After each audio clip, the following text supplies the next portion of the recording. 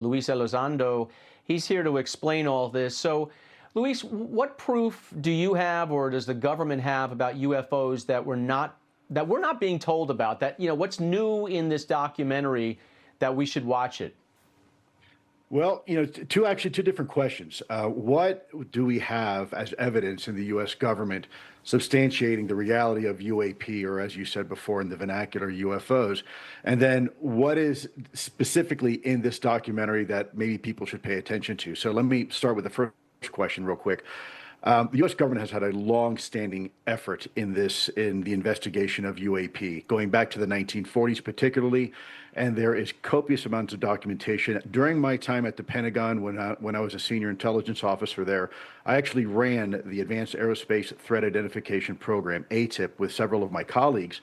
And it was very clear to us that we continued to have all these incursions coming into controlled U.S. airspace by craft that could, quite frankly, outmaneuver anything that we had in our inventory or anything that our adversaries have. So there's a ton of information, and I'm not being hyperbolic here. There's a tremendous amount of information, both at the classified and unclassified levels, that is in the possession of the U.S. government, to include videos and pictures and whatnot.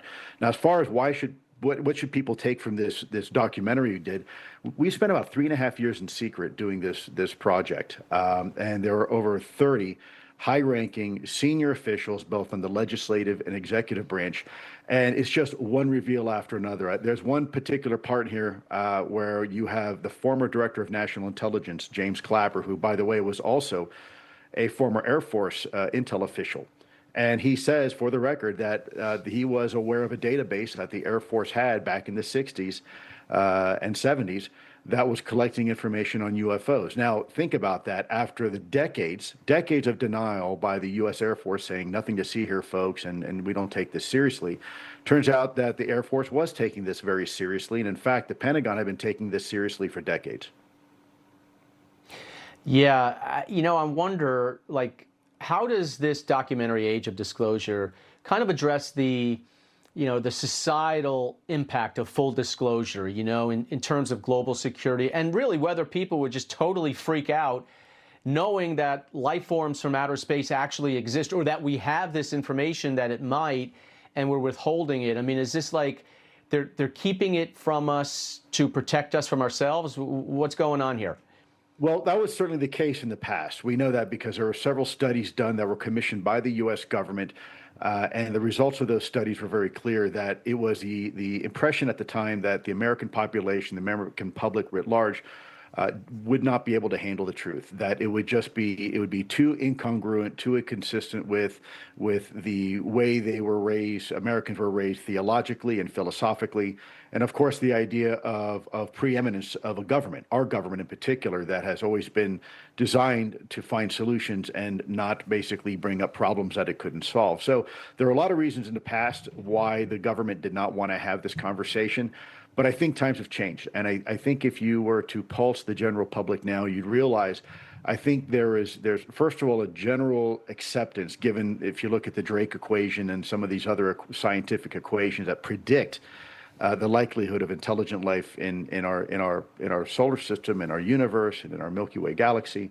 I think the American public deserves to know the truth. I think it can handle the truth. I think it is prepared for the truth. One can just look every day on the headlines, and there's information coming out about these weird, quote unquote, drone incursions over sensitive military installations. There is a 3I Atlas, this comet that seems to be behaving in very unusual ways, certainly outside the traditional scope of what a normal comet does. And I think there hasn't been panic. A lot of things that the government was worried about before and destabilizing our government and institutions and religions hasn't occurred. And so my perspective, I think people can handle the truth and should have the truth and let them decide for themselves.